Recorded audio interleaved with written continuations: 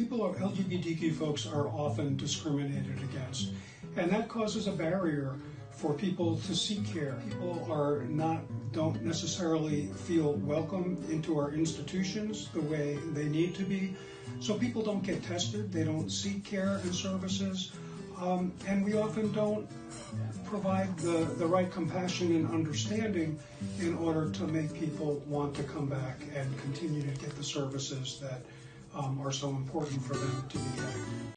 People who have health insurance now really need to see their healthcare providers. And preventive care is really important. People shouldn't be waiting until they're sick.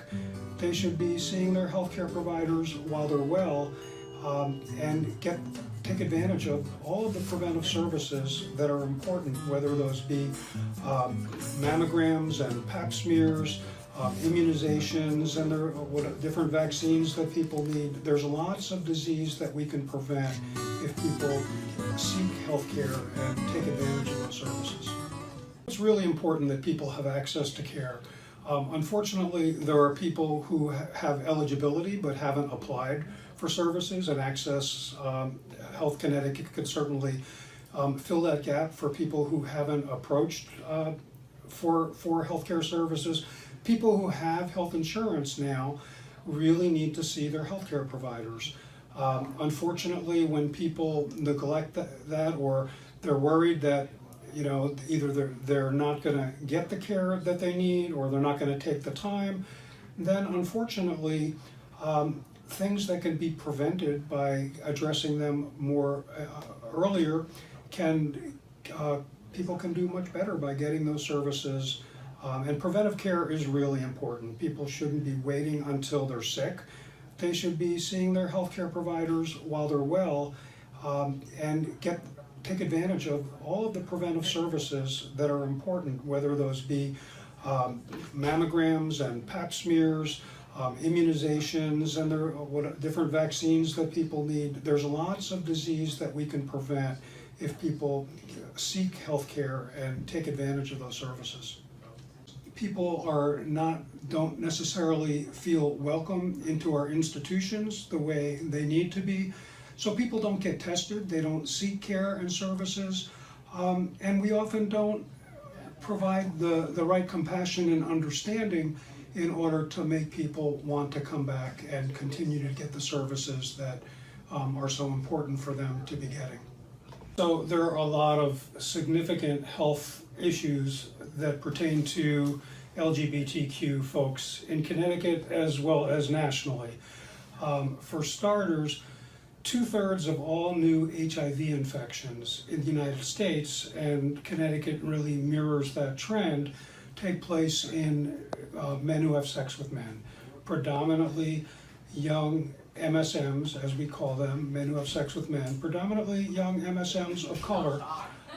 African Americans disproportionately affected, followed by Latinos, but we have a real problem with new infections. We shouldn't really be seeing new HIV infections because when we treat people with HIV, we reduce the risk of transmission, and we also have preventive services. We have something called PrEP, pre-exposure prophylaxis, and that we really need to do a better job in the state of getting PrEP services, prevention services, out to all folks who are at risk.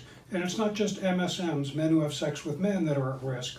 Transgender women, it's estimated that about as many as half of all transgender women have HIV infection, particularly transgender women of color. So we have a lot of work to do regarding getting services to folks. Something that is really important to understand with LGBTQ folks is that they all have different health issues. Transgender folks have different issues than lesbian folks, who have different issues than gay and bisexual men, but what they all have in common is they all face stigma and they all face discrimination. And within our healthcare systems, it's not uncommon for our healthcare systems and delivery services to also mirror some of that stigma and discrimination, which makes it which creates barriers for people to actually get the care that they need. So I think the availability of services for LGBTQ folks varies by institution. In truth, there are only a handful of sexual health institutions that specifically cater to LGBTQ folks and the needs that they may have. I think that a lot of our institutions and healthcare settings may have certain providers that provide LGBTQ friendly services, but all too often we don't. People need HIV treatment services, prevention services. Transgender folks need to have access to various kinds of services, which may include hormonal therapy. We need to have mental health providers who are sensitive to the needs of LGBTQ folks and be able to provide whatever kinds of gender-specific services somebody may need. HIV prevention services, where we at Southwest Community Health Center have been a leader in Connecticut in providing PrEP, pre-exposure prophylaxis, but all too often in far too many clinics and healthcare institutions throughout the state, healthcare providers do not prescribe the medication that can prevent HIV. So that is a really huge deficit. Part of the problem that's lacking is that, and this is really goes to healthcare providers throughout the country, is healthcare providers all too often don't take a sexual health history in their patients. The studies have shown that patients really want to be able to talk to their healthcare providers about their sexuality, but a lot of providers are uncomfortable. A lot of providers just don't take the time that's needed to ask the right questions, and therefore, if we don't get to know what somebody's sexual practices are, we don't know what we should be doing to offer assistance. We don't know what body parts we should be screening for sexually transmitted infections. We're in the middle of an epidemic in the United States right now in sexually transmitted infections. It's truly a public health crisis. And here in Connecticut, chlamydia infections have hit an all-time high. And so we need to be able to have those discussions with our patients about their sexual health, about what risks they may be having, and screening appropriately so that we can treat those infections and prevent the spread. So that's something that we really need to do a better job at providing for our patients. At Southwest Community Health Center, we actually were the first institution, or one of the first two institutions in the state of Connecticut to provide pre-exposure prophylaxis PrEP services for people who have substantial risk of HIV infections. We actually have the largest practice of HIV prevention services of any community health center in Connecticut, and we keep brainstorming on how to reach out and do even a better job still.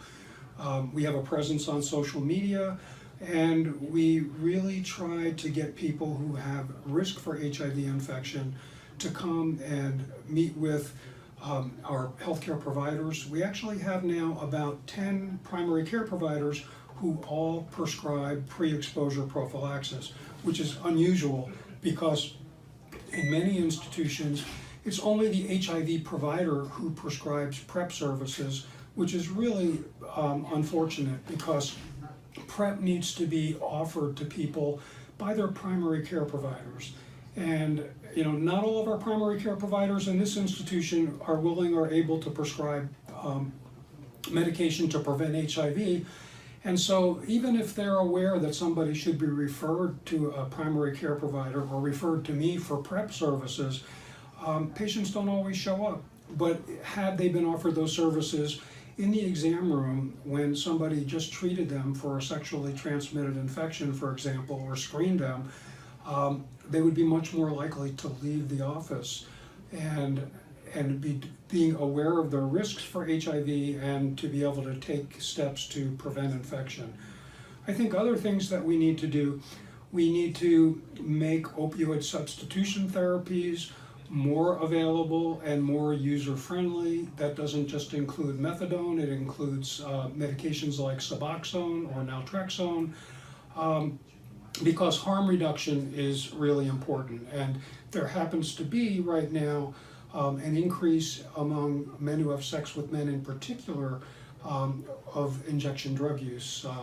The drug of choice for many folks is methamphetamines, and we need to make services, harm reduction services available, needle exchange programs available, make more readily available access to clean needles, and then again to provide better education to patients so that we can help keep them safe and reduce their morbidity and their mortality.